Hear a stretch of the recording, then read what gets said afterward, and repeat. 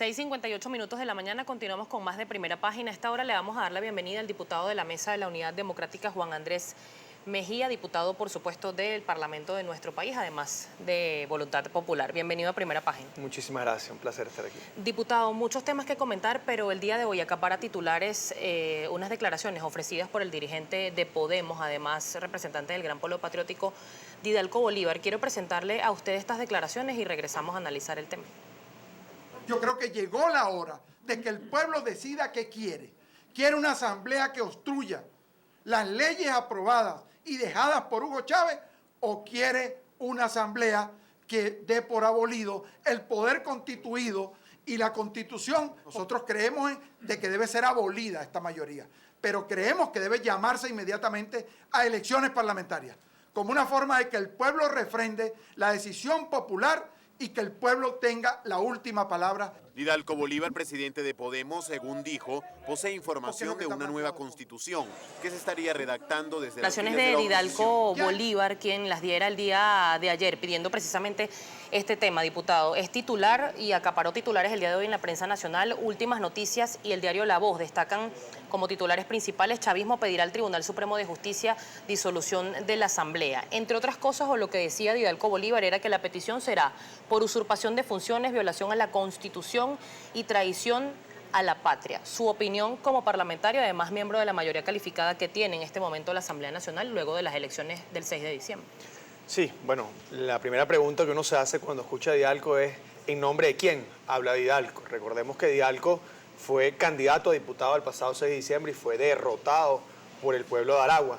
En nuestro caso, casi 8 millones de personas nos eligieron. En nuestro caso particular del Circuito 2 del Estado Miranda, más de 230.000 personas votaron por nosotros y estamos ahí precisamente porque así lo decidió el pueblo venezolano. Ahora, si Didalco, en su opinión muy personal, cree que el país ha cambiado y que ya no nos respalda una mayoría, pues bueno, nosotros no tenemos problema en medirnos. Es más, ¿por qué no hacemos una cosa de una vez?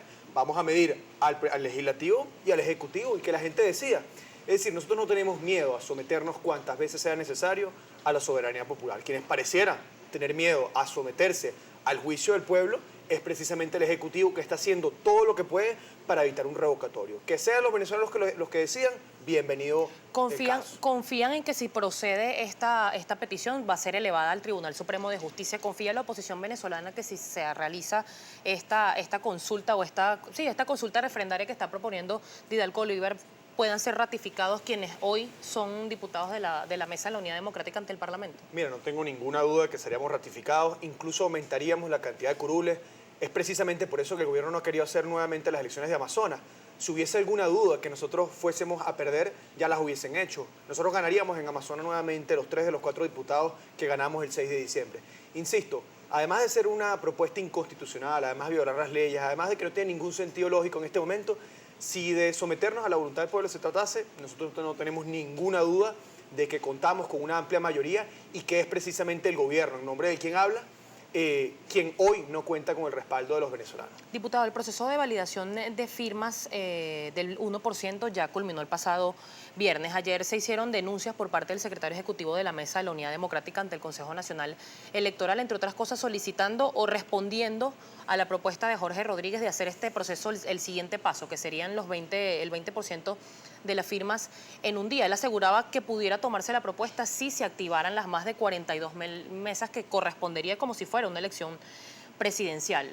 ¿Cuál es su opinión sobre esta propuesta de Jorge Rodríguez? ¿Es viable que se haga en un día o se va a exigir que se haga en 3, como dice el reglamento?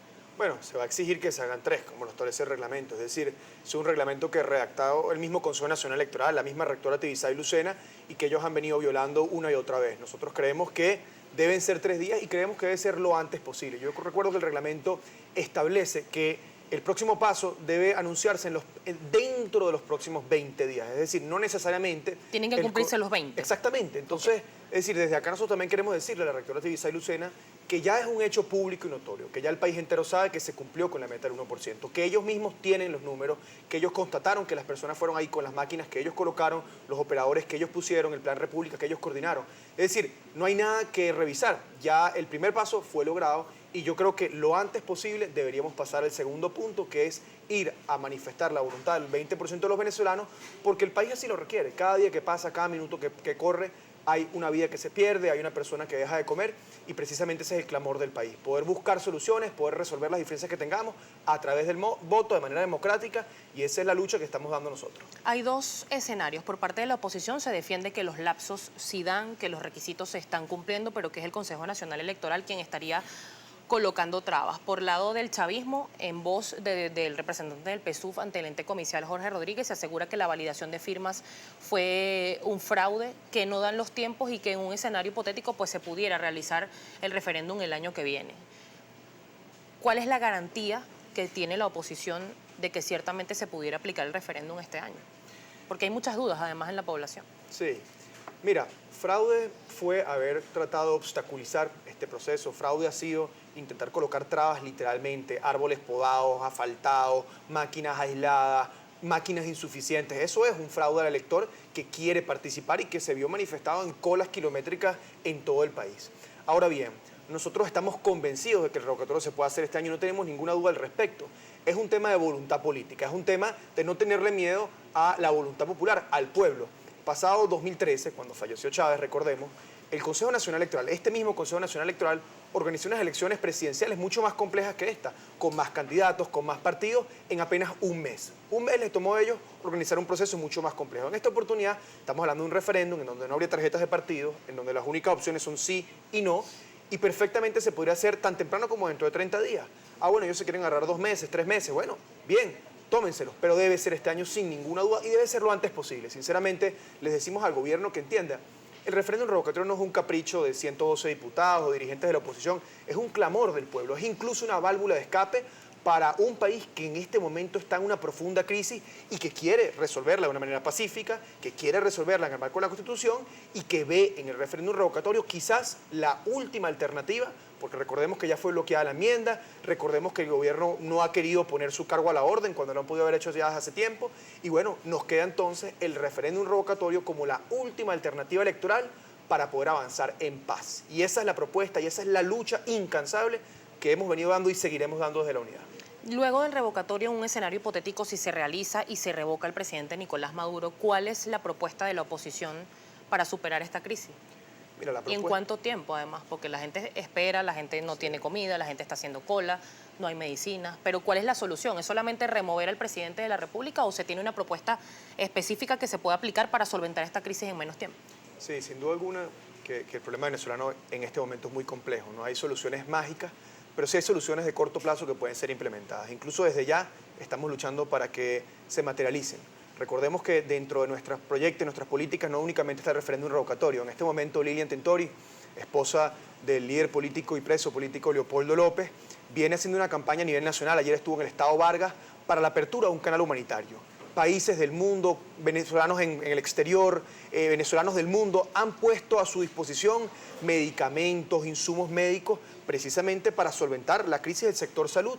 Y el gobierno no ha querido abrir de manera definitiva un canal humanitario que permita que toda esa ayuda llegue al país. Es decir, en términos de salud, por ejemplo, la crisis pudiera ser paliada en el cortísimo plazo si hubiese la voluntad del gobierno. Ah, ¿por qué no ocurre esto? Bueno, porque pareciera que el gobierno se niega a aceptar que en Venezuela hay una crisis, se niega a reconocer su propio fracaso y por tanto no acepta soluciones que está presentando el mundo entero ahí entre nosotros. No sería, por supuesto, la única política. Nosotros impulsaríamos también el aparato productivo nacional, que es la única manera que hay en Venezuela de conseguir alimentos. No es el CLAP, no es la cola, no es la repartición de la cola, es tener más alimentos, cosa que hoy evidentemente no está ocurriendo. Y también, por supuesto, que acabaríamos con la persecución política. Yo lo decía el otro día en el Parlamento. Nosotros no queremos llegar al gobierno para hacer precisamente lo que están haciendo quienes están ahí hoy. Nosotros queremos llegar para trabajar con todos, queremos llegar para incluir a todos los venezolanos. Venezuela no puede salir adelante si no es uniéndonos. Venezuela no puede salir adelante si no es trabajando entre todos. Y esas precisamente las propuestas, las políticas que nosotros estamos queriendo impulsar y las razones por las cuales queremos llegar al gobierno. Porque este presidente ha demostrado que no tiene la capacidad, que no tiene quizás la voluntad de avanzar. Ya ha tenido más de 3 años ahí, no ha ofrecido soluciones y yo creo y creemos los venezolanos que es momento de darle paso a un grupo de personas que estén capacitadas y que estén, digamos, con las ganas de realmente echar el país a andar. ¿Cuál es su opinión, diputado, sobre el tema del diálogo? Ayer también, en días pasados, el presidente del Parlamento de nuestro país, el diputado Henry Ramos Ayuso, aseguraba que no iban a asistir a República Dominicana, que es una de las propuestas que ha hecho el gobierno nacional. ¿Es viable reencontrarse, que se reencuentren los dos sectores políticos más importantes del país, en pro de la solución de los problemas, además?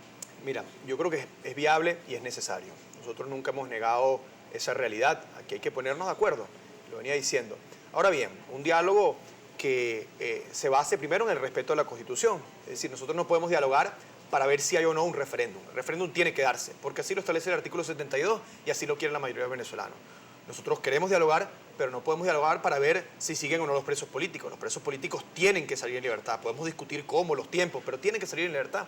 Nosotros podemos dialogar, pero queremos que se abra de manera inmediata un canal humanitario para que las medicinas puedan llegar a Venezuela, y eso no puede estar en cuestión.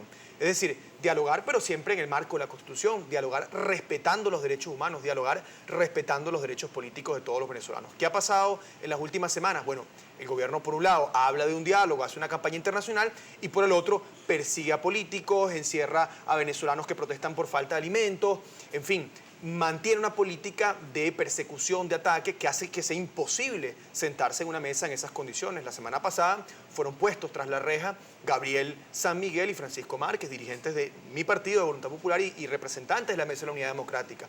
Hoy están en una cárcel común. Entonces, ¿cómo tú dialogas con alguien que coloca un arma en la mesa y te apunta a la cabeza? Es imposible. Ahora, bienvenido sea el encuentro. Creemos que se dio una gran victoria la semana pasada en la Organización de Estados Americanos y que a partir de ahí pudiéramos comenzar a construir las condiciones para tener un diálogo serio, de altura, que nos permita avanzar. Precisamente el tema de la Carta Democrática lo vamos a analizar al regreso de esta pausa comercial. Recuerden, estamos conversando con el diputado Juan Andrés Mejía, diputado de la Mesa de la Unidad Democrática ante el Parlamento de nuestro país. ¿Su cuenta en Twitter, diputado?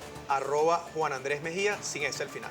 @Juan Andrés Mejía sin ese al final y @Primera Página. Recuerde hacerlo con la etiqueta o el hashtag Primera Página. Sus comentarios, preguntas y opiniones las consultamos al regreso de la pausa. Ya venimos.